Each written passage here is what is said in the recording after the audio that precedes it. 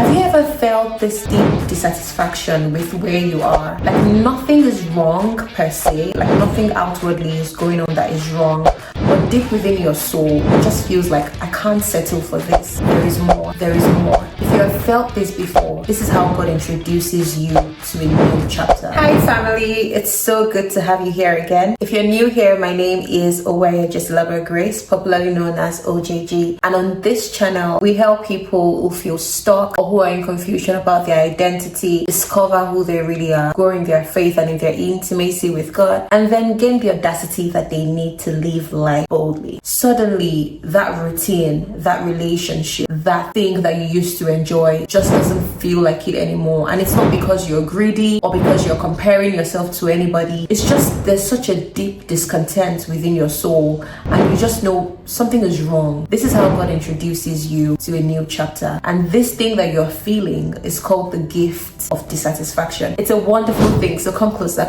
let's discuss.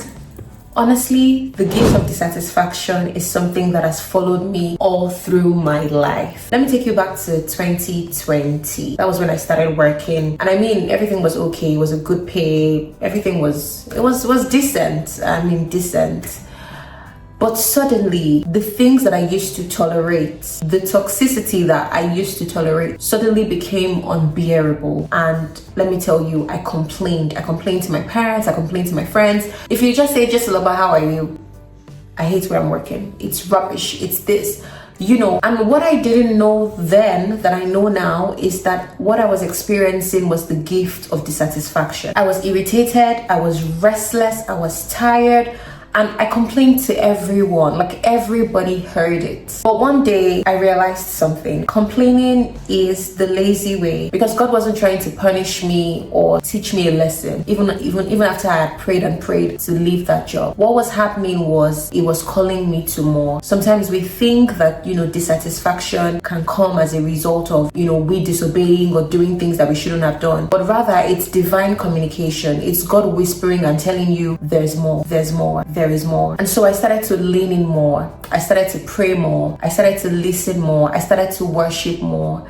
And before anything changed outwardly in that season, I came into a place of rest. So the gift of dissatisfaction is just the starting point. At the end of that journey or at the end of that equation, you should come into a place of rest. And it can feel crazy because it's like, Loba, what do you mean I should come into a place of rest? I'm telling you that this I'm in is driving me crazy. This relationship is driving me crazy. Something's wrong. I'm just dissatisfied deep within. You are to come into a place of rest. I remember in that season, I became very attuned to the Spirit of God within me. I would listen to worship songs. Some of the songs that carried me in that season was "Oh Where We Received" by Victoria Orenze, Elijah Level by Gaze Baba. I would sing those songs. And before that season was over, I was assured that I knew without a shadow of doubt that something was going to change in my life. And it eventually did. But then I had come into a place of rest. The thing with the gift of dissatisfaction is it's a journey to becoming. It's a call to come higher. And then when God starts to plant in your heart the gift of dissatisfaction, it's not planting it in your heart so that you'll be complaining or so you'll be grumpy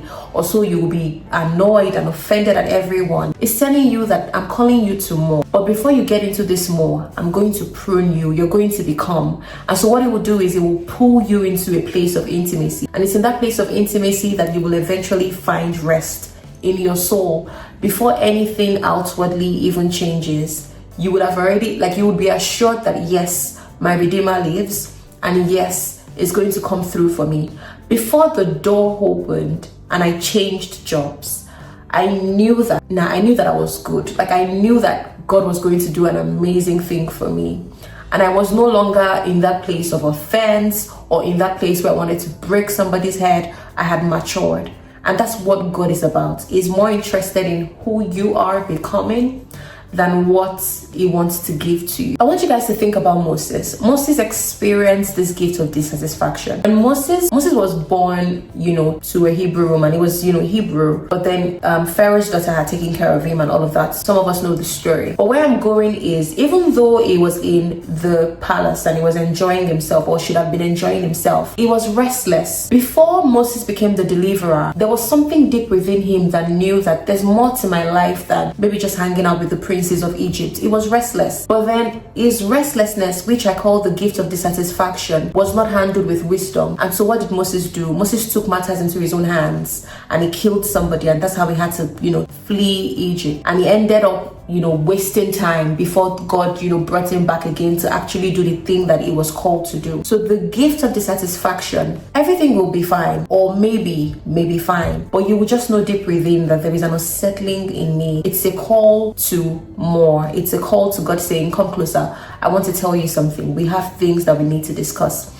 And it's such a sensitive season, because if you're not careful, you will use offense, you will use anger to abort that season, or you would even use offense and anger to extend that season beyond what it's supposed to be. What should happen when you feel the gift of dissatisfaction is go to God and let him give you the strategy, let him give you instructions. Go to him and just get to know him and get into that place of rest, because it's in that place of rest that you will be saved. It's in that place of rest that your miracle will come. When you successfully have, you've gone through the gift of dissatisfaction and you've now been pushed into a place of intimacy, what God does next, and this is how you know that it's time for a new thing, is that God will grant you what I call the miracle of exposure. This is literally just when your eyes are open, your eyes will pop open. It will be like who on touchlights, like there would be lights, and you will begin to see things that for some reason you did not see before. Maybe there's a pattern in your house that you could not see before, but then you will suddenly see it. Where you were once seeing problems, you will start to see solution. Where you were once seeing dirt, you will start to see gold. God will just open your eyes and grant you this miracle of exposure. You will just begin to see things. It's his mercy at work. It's his mercy showing you this is it. This is why you're experiencing this gift of dissatisfaction. This is why you're dissatisfied deep within your soul, because this is the blueprint. This is the vision that I have for you. It is at this place of the miracle of exposure that you will begin to understand what it is that you were created for. You will begin to understand what your purpose is at that particular time, what God wants you to do or wants you to become at that particular time. The miracle of exposure is so powerful because it's when your eyes pop open. It's like, I was once blind, but now I can see. For me, with this story, I started to meet people who people who enjoyed their jobs, people who genuinely enjoyed their 9-to-5 jobs. I started to see people who were of hustle, and like thriving, and who were prospering and did not seem to be under the curse, but they were just prospering and they were thriving. And God was showing me what you want is possible. The reason why I've put this thing in your heart is because it's possible, and it was bringing me into relationships and bringing me into spaces with people who were already thriving in what it was that I wanted. The miracle of exposure. Maybe you're in a dysfunctional relationship or you're in a dysfunctional family. God will open your eyes and bring you into spaces or expose you to a couple or a marriage that is beautiful, that is thriving, that is godly, and you will just see, oh wow, so this is possible. What happens when you have the miracle of exposure is that what you once thought was impossible, you now begin to see that it's possible. And God even did this with Father Abraham. He told him to come out and begin to count the stars, because God needed him to have a picture and show him this is who you will become. The same way you can't count the stars in the heavens, it's the same way you become the father of many nations. Like you will have children that you can't count.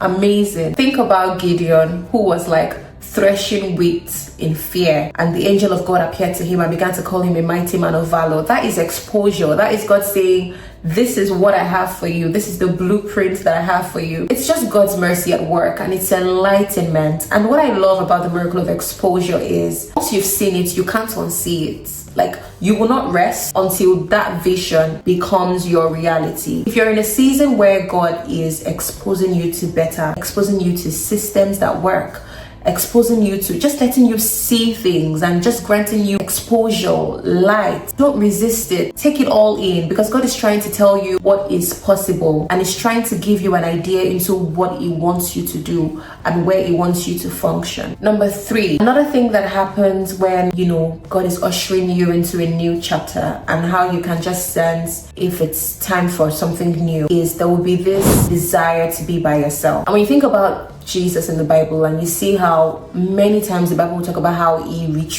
often retreated to be by himself and just spend time with his maker. It's just amazing, because especially when he was about to do the thing for which he came to the earth, to die for the sins of the world, he would often retreat. And it's the same thing when a new chapter is about to be ushered in. And we often miss this because we're in such a world where everything is so loud. We always have our phones. Some of us sleep with our phones. Like, there's just so much going on. We miss the power of solitude. We miss, like, many of us don't even know what it is to be alone. But then when God is about to usher you into a new chapter, it is imperative, it is compulsory. In fact, sometimes it will remove certain people from you. You will actually have this desire, except you're not paying attention, to just be by yourself, to just spend time with him, to just fellowship with him. And that time is so crucial because it's at that time that you truly discover who you are. It's at that time that you get to know him more. And when you get to know him more, guess what? You get to know yourself more. It's at that time that you just get divine intel, divine strategy. You just know. You've been praying about something. You want to make a decision. You don't know what way to turn. It's in that place of solitude, that secret place where it's just you and him, not corporate, but just you and him. It's in that place that he begins to reveal secrets to you. And so if you're in that season where you just find that you want to be by yourself, and this is not depression, no, this is a desire to be alone, to spend time with him. You just feel like this, I need him. Your throat is parched, the same way your throat can be parched when you're in the desert and you want water. You just feel like my spirit needs him, I really do need him. Then that may be a sign that God is about to introduce you to a new chapter. And for me, I remember that I wanted to be alone, and so I would spend time. It was hard because I was with my family, but then I would spend time, just in my room, just worshiping and just locking. And that's the time where you see that the grace for prayer and supplication has been poured upon you, and you can stretch in prayer, you can stretch in fellowship. If this is happening to you, congratulations.